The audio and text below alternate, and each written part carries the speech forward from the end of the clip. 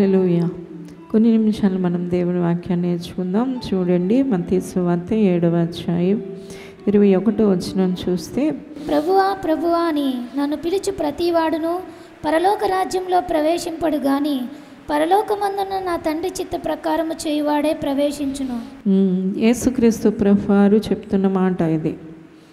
ప్రభువా ప్రభువా అని నన్ను పిలిస్తే సరిపోలేదు, కానీ పరలోకమందున్న నా తండ్రి చిత్త ప్రకారం చేసినప్పుడు అప్పుడు మీరు పరలోక రాజ్యంలో ఏం చేయగలుగుతారంటే ప్రవేశించగలుగుతారు.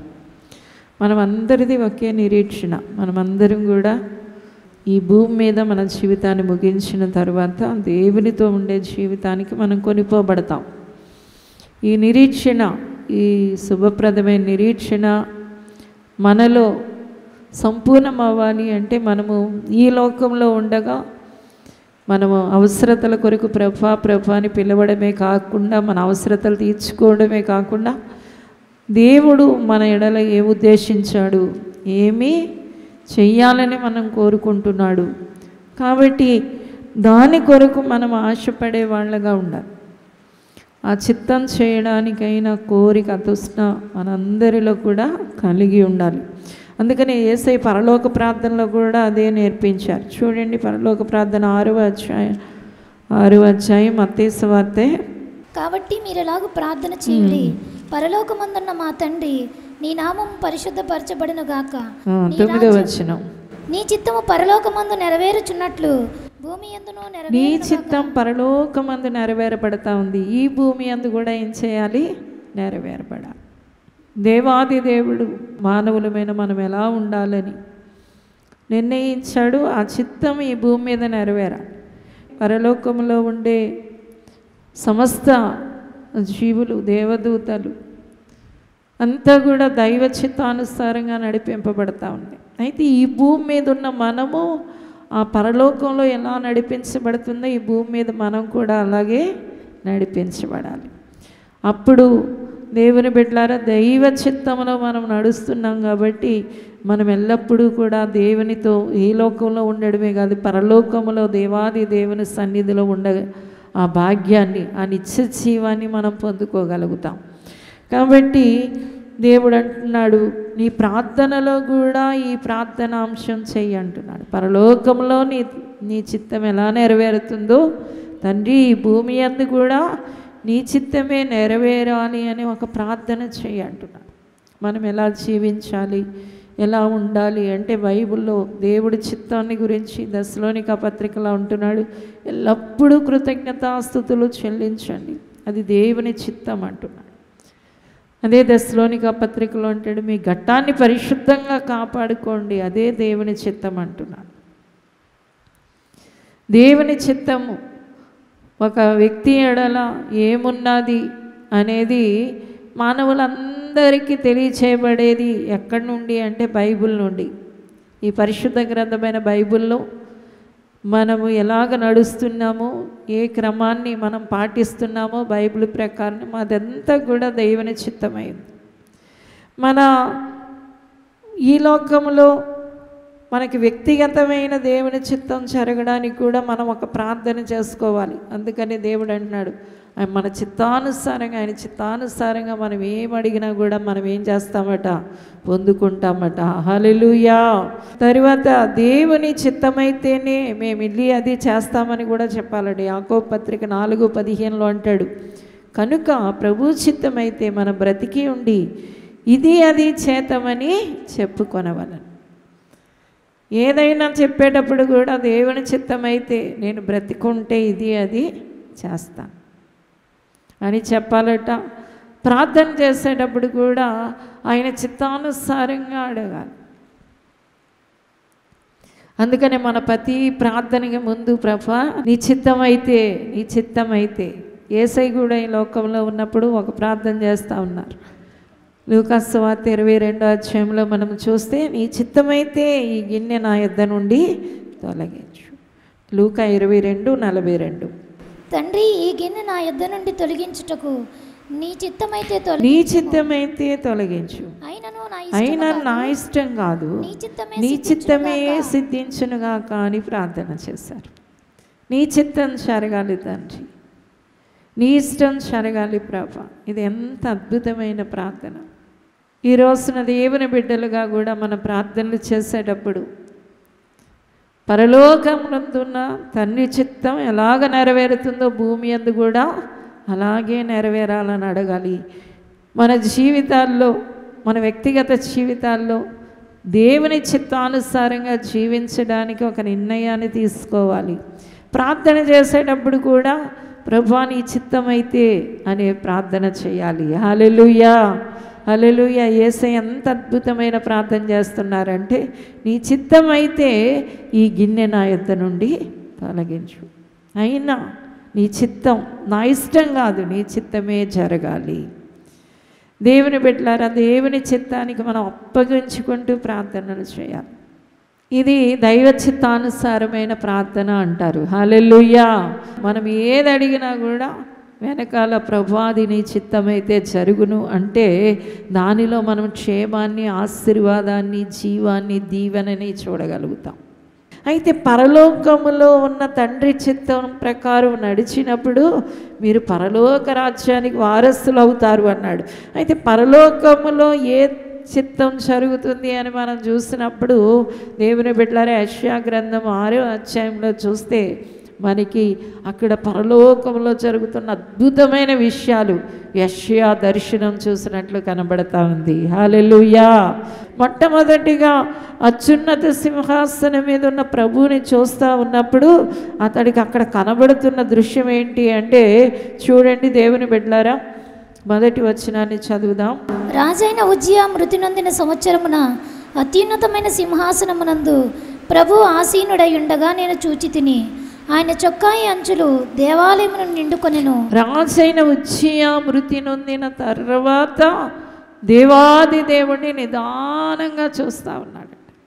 రాజైన ఉజ్జియా దినాలలో ఉన్న యెషయా ఈ గ్రంథాన్ని రాస్తా ఉజ్జియా చనిపోయిన తర్వాత అనే మాటను మనము చూస్తూ ఉన్నాం. ఎందుకంటే దేవుని బిడ్డలారా, ఉజ్జియా దినాల్లో పరిపాలిస్తూ ఉన్నాడు. దేవుని బిడ్డలు ఎప్పుడు దైవ దర్శనాలు పొందుకుంటారు అంటే మనస్సుని దేవుని వైపుకి ఎత్తినప్పుడు, దేవుని తట్టు పెట్టినప్పుడు, దేవుడి వైపు చూస్తూ ఉన్నప్పుడు. హల్లెలూయా, హల్లెలూయా. దేవుని వైపు ఎప్పుడైతే అతని లక్ష్యం మారిందో, అత్యున్నత సింహాసనం మీద నిరంతరం పరిపాలించే దేవాది దేవుడి యొక్క ప్రత్యక్షతను పొందుకునే ఆ కృప ఎవరికి దొరికింది అంటే యెషయాకు దొరికినప్పుడు అతడు చూసేటప్పటికీ దేవాలయం అంతా దేవుని సన్నిధి దిగి ఉండడం చూశాడట. ప్రభు ఆసీనుడైన ఉండగా చూశాను, ఆయన చొక్కాయి అంచులు దేవాలయాన్ని నిండుకొనెను. అత్యున్నత సింహాసనం మీద దేవుడు ఆసీనుడైతే ఈ భూమి మీద జరుగుతున్న విషయం ఏంటి అంటే ఆయన వస్త్రమంతా కమ్ముకొని ఉంది. 12 ఏళ్ల నుండి రక్తస్రావ రోగం కలిగిన స్త్రీ బాధపడతా ఉంది. అనేక వైద్యుల దగ్గరికి వెళ్ళింది, తిప్పలు పడింది, తన ధనమంతా వ్యయపరుచుకుంది.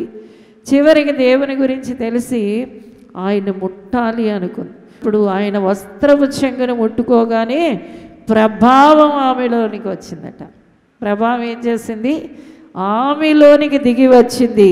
వెంటనే ఆమె భయంకరమైన వ్యాధి నుండి నివారణ పొందింది.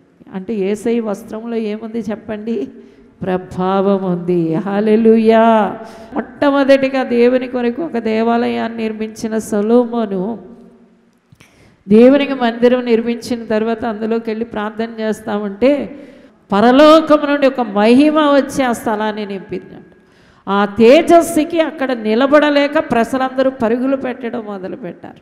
అంత పరలోకపు మహిమ ఎక్కడికి దిగి వస్తూ ఉంది అంటే దేవుని మందిరానికి దిగి వస్తూ ఉంది. ఈ రోజున కూడా దేవుని బిడ్డలైన వారందరూ కూడా దేవుని మహిమను, దేవుని ముఖ ప్రకాశాన్ని, దేవుని సన్నిధి కాంతిని, ప్రభావాన్ని పొందే స్థలం ఎక్కడ అంటే దేవుని యొక్క మందిరం. హల్లెలూయా. అందుకనే ఇక్కడ దేవుడు తనకిచ్చిన దర్శనాన్ని చూస్తున్నప్పుడు దేవుని మందిరములో దేవుని వస్త్రం కనబడతాం. అంటే ప్రభావం కనబడతా ఉంది. అందుకని బలమైన గాలిలాగా వీచిందట. అపోస్తుల కార్యం 2వ అధ్యాయంలో చూస్తే పెంతెకోస్తు దినాన్న ఎలాగా పరిశుద్ధాత్ముడు వారిలోకి వస్తున్నాడంటే బలమైన గాలిలాగా వీస్తున్నాడు. అగ్ని ముద్దల్లాగా వాళ్ళలోనికి దిగుతున్నాడట. దేవునికి స్తోత్రం. ఆ ప్రసన్నత, ఆ ప్రభావం అగ్గిలాగా కనబడుతున్నప్పుడు ఒక బలమైన గాలిలాగా వాళ్ళ దేహాల మీద ఆ గాలి వీస్తూ ఉన్నప్పుడు వాళ్ళు ఏం చేస్తున్నారు అంటే వాక్శక్తి వచ్చేస్తుందట. నాలుకతో వారు స్తుతిస్తూనే ఉన్నారు, అన్య భాషలతో దేవుణ్ణి స్తుతిస్తూ ఉన్నారు. ఎందుకంటే అది వారి జీవితాన్ని తాకుతూ ఉంది, ఆ మహిమ తాకుతూ ఉంది, ఆ ప్రసన్నత వాళ్ళని తాకుతుంది. ఈ రోజున కూడా దేవుని సన్నిధిలో దేవుని ప్రభావంతో నింపబడాలి. దేవునికి స్తోత్రం. అదే నీ విషయంలో దేవుని యొక్క చిత్తమై ఉంది. తర్వాత చూడండి 2వ వచనం. ఆయనకు పైగా శరాపులు నిలిచియుండిరి, ఒక్కొక్కరికి 6 రెక్కలుండెను. ప్రతివాడు 2 రెక్కలతో తన ముఖమును, 2తో తన కాళ్లను కప్పుకొనుచు 2తో ఎగురుచుండెను. వారు సైన్యములకు అధిపతియగు యెహోవా పరిశుద్ధుడు, పరిశుద్ధుడు, పరిశుద్ధుడు, సర్వలోకము ఆయన మహిమతో నిండి ఉన్నదని గొప్ప స్వరముతో గాన ప్రతిగానములు చేయుచుండిరి. వారి కంఠ స్వరము వలన గడప కమ్ముల పునాదులు కదులుచు మందిరము ధూమము చేత నిండగా. హల్లెలూయా.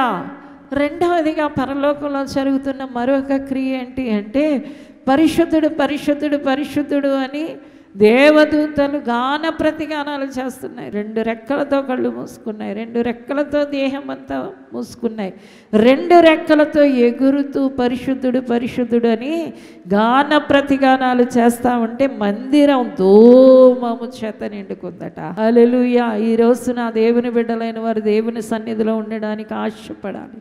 రెండవదిగా దేవుణ్ణి సేవించడానికి ఆశపడాలి. ఇదే పరలోక దర్శనాన్ని అపోస్తలుడైన యోహాను ప్రకటన గ్రంథం 4వ అధ్యాయంలో చెప్తా ఉన్నాడు. ఇదిగో అక్కడ దేవునికి ఆరాధన జరుగుతూ ఉంది. హల్లెలూయా. సింహాసనాసీనుడైన దేవుని దగ్గర 24 పెద్దలు, 4 జీవులు దేవుణ్ణి ఆరాధిస్తున్న ఒక గొప్ప సైన్య సమూహాలు అక్కడ కనబడతా ఉన్నాయి. అంటే పరలోకం అంతా కూడా దేవుణ్ణి స్తుతిస్తుంది. అంటే ఈ భూమి మీద నువ్వు చేయవలసిన పని ఏంటి అంటే దేవాది దేవుణ్ణి స్తుతి చేయడం. స్తుతి చేయడంలో ఉన్న శక్తి కూడా అక్కడ కనబడతా ఉంది. వాళ్ళు ఆరాధన చేసేటప్పుడు ధూమములాగా దిగి వస్తూ ఉందట. ఏం చేస్తుంది? ధూమములాగా మందిరం అంతా నిండుకుంది.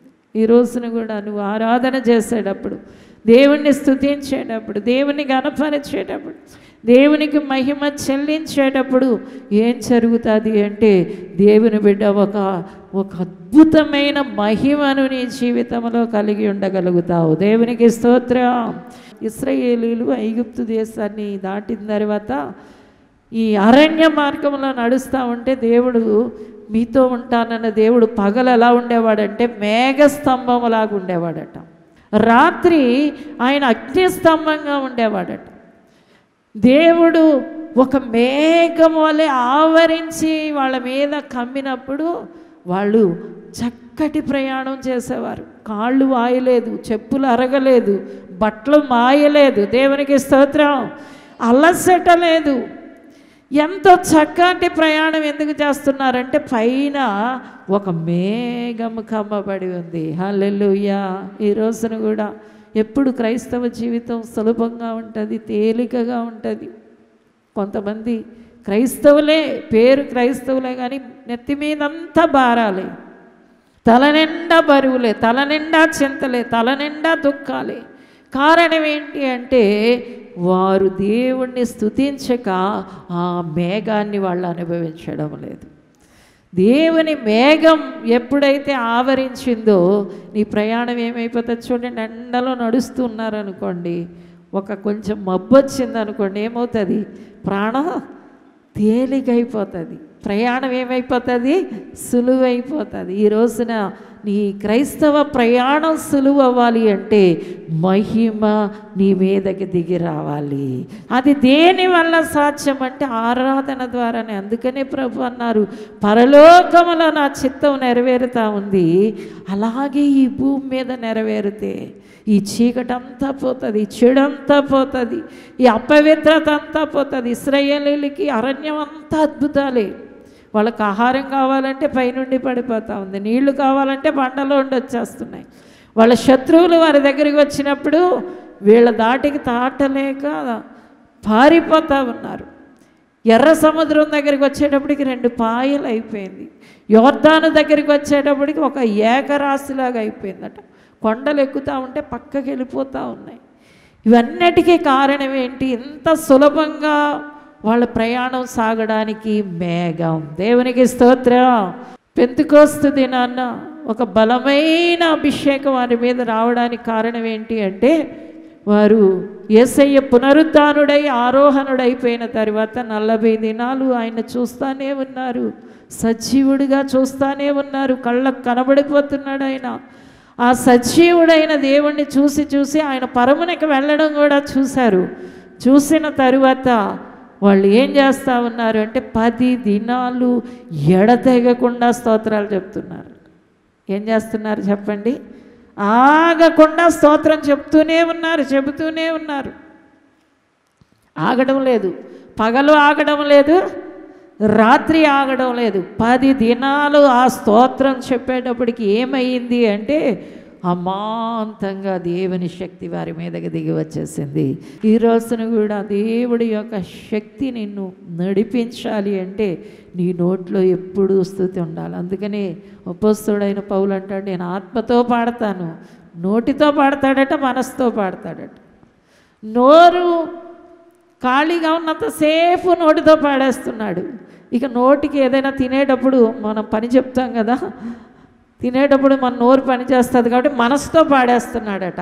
ఎంత గొప్ప అనుభవము! నేను ఆత్మతో పాడతాను, నోటితో పాడతాను. ఈ రోజున కూడా దేవుని బిడ్డలైన వారు స్తుతించడం వల్ల నీవేం చేస్తున్నావు అంటే, దేవుని బిడ్డ దేవుని మహిమ నీ జీవితాన్ని నడిపించడం మొదలు పెడుతుంది. ఆ పరలోక శక్తి ధూమము వలె నీ మీద ఆవరిస్తుంది. అందుకనే దేవుడు అన్నాడు, పరలోకములో తండ్రి చిత్తం ఎలాగ నెరవేరుతుందో భూమి యందు నెరవేర.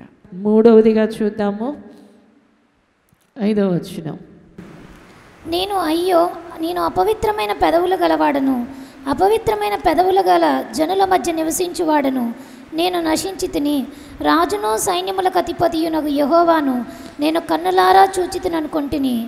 అప్పుడు ఆ శరాపులోనొకడు తాను బలిపీఠం మీద నుండి కారుతో తీసిన నిప్పును చేతపట్టుకుని నా యొద్దకు ఎగిరి వచ్చి నా నోటికి దాన్ని తగిలించి, ఇది నీ పెదవులకు తగిలెను గనుక నీ పాపమునకు ప్రాయశ్చిత్తమాయెను, నీ దోషము తొలగిపోయి. హల్లెలూయా.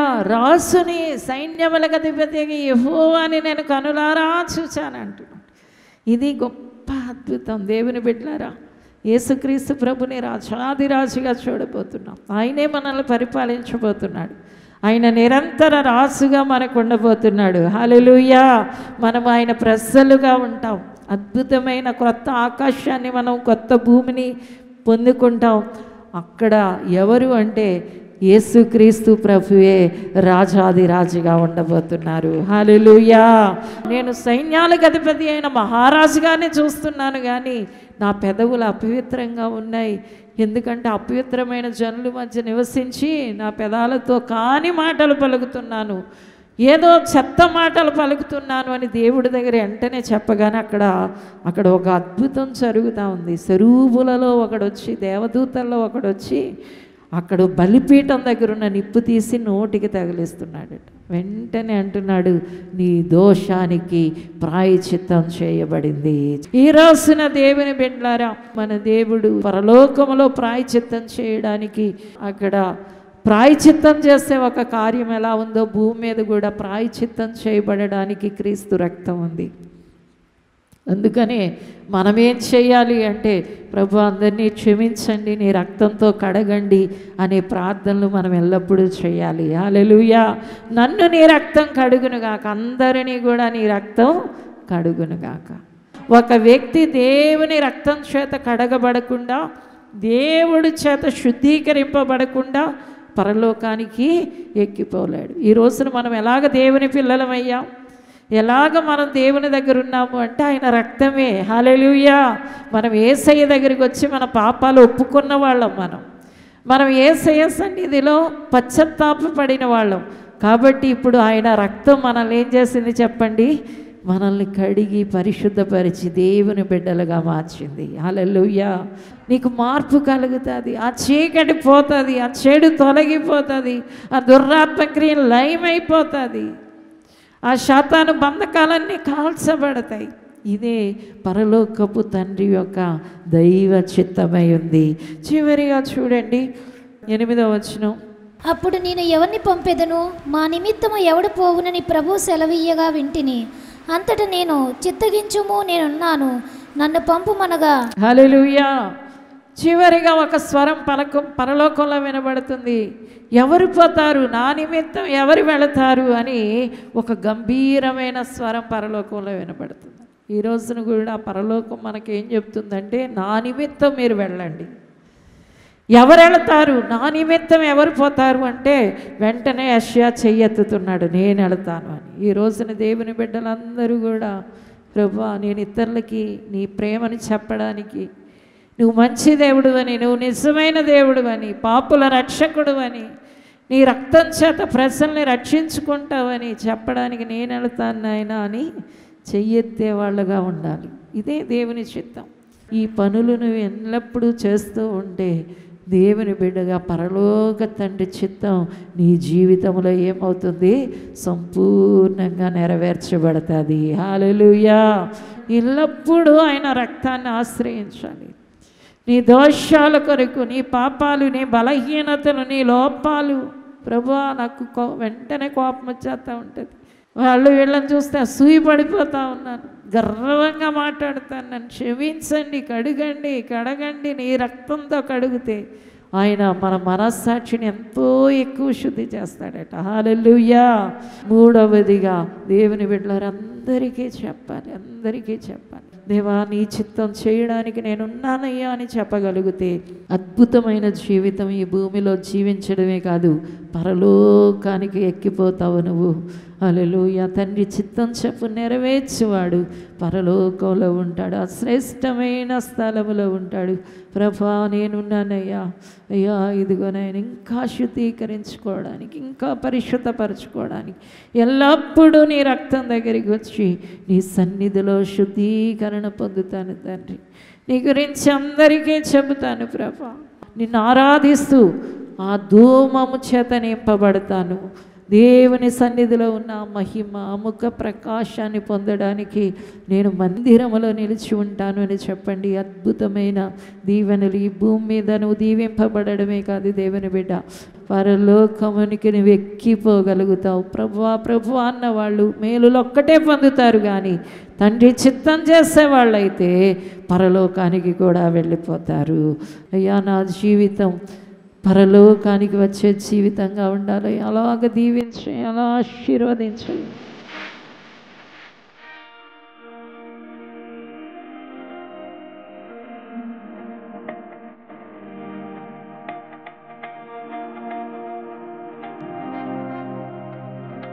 పరిశుద్ధమైన తండ్రి, కృపగల దేవా, నీకు వందనాలు చెల్లిస్తున్నాము రాజా.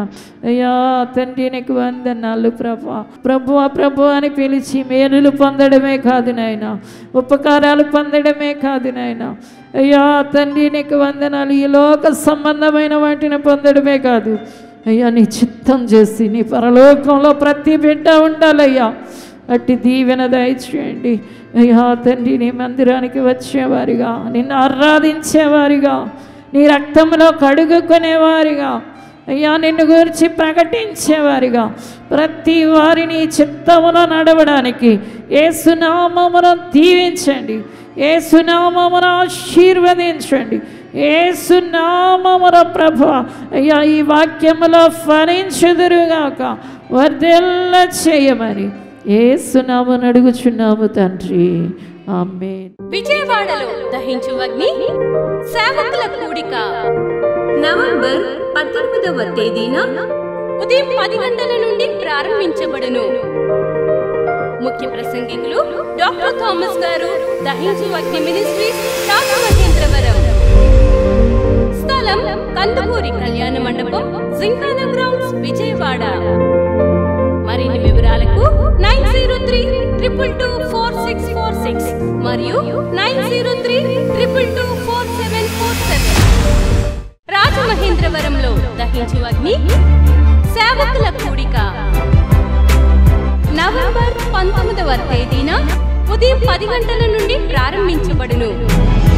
ముఖ్య ప్రసంగికులు డాక్టర్ థామస్ గారు, దహించు అగ్ని మినిస్ట్రీస్, రాజమహేంద్రవరం. స్థలం దహించు అగ్ని ఆడిటోరియం, నటరాజ్ థియేటర్, రాజమహేంద్రవరం. మరిన్ని వివరాలకు 9494940072 మరియు 73. భీమవరంలో ఉజ్జీవ స్వస్థత కూడిక నవంబర్ 20వ తేదీన ఉదయం 10 గంటల నుండి ప్రారంభించబడును. ముఖ్య ప్రసంగికులు సిస్టర్ క్యాథరిన్ గారు, దహించు అగ్ని మినిస్ట్రీస్, రాజమహేంద్రవరం. రోగములతో ఉన్నారా? చేతబడి శక్తుల చేత పీడింపబడుతున్నారా? అప్పుల సమస్యలతో ఉన్నారా? ఈ కూడికలో మీ ప్రతి సమస్యకు ప్రార్థన చేయబడును. స్థలం శ్రీ సాహితీ ఫంక్షన్ హాల్, మార్కెట్ యార్డ్ ఎదురుగా, సబ్ రిజిస్టర్ ఆఫీస్ పక్కన, భీమవరం. ఇది కుటుంబ ఆశీర్వాద కూడిక. ఇక్కడ మేము మా కుటుంబాలను కట్టుకున్నాం. మరి మీరు? అయితే ప్రతి శుక్రవారం రాజమహేంద్రవరంలో జరిగే ఈ కుటుంబ ఆశీర్వాద కూడికలో పాల్గొనండి. ఈ కూడిక జరుగు స్థలం దహించు అగ్ని ఆడిటోరియం, నటరాజ్ థియేటర్, రాజమహేంద్రవరం. సికింద్రాబాద్ లో దహించు అగ్ని అద్భుత అసాధారణ కూడిక ప్రతి శనివారం సాయంత్రం 5 గంటల నుండి ప్రారంభించబడును. స్థలం SPG church ground, alpha hotel వెనుక, సికింద్రాబాద్. మరిన్ని వివరాలకు 9494940074 మరియు 75.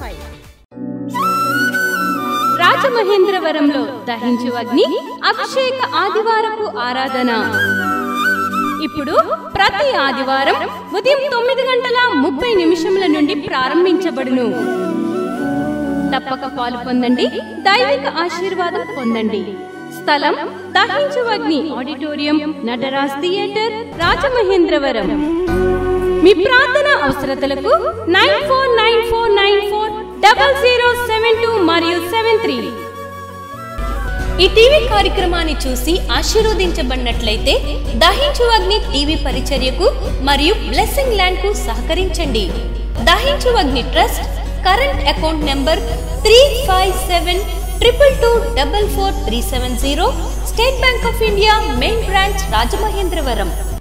My address doctor Thomas, Dahinchu Agni ministries, తుమ్మలోవా, Rajamahendravaram.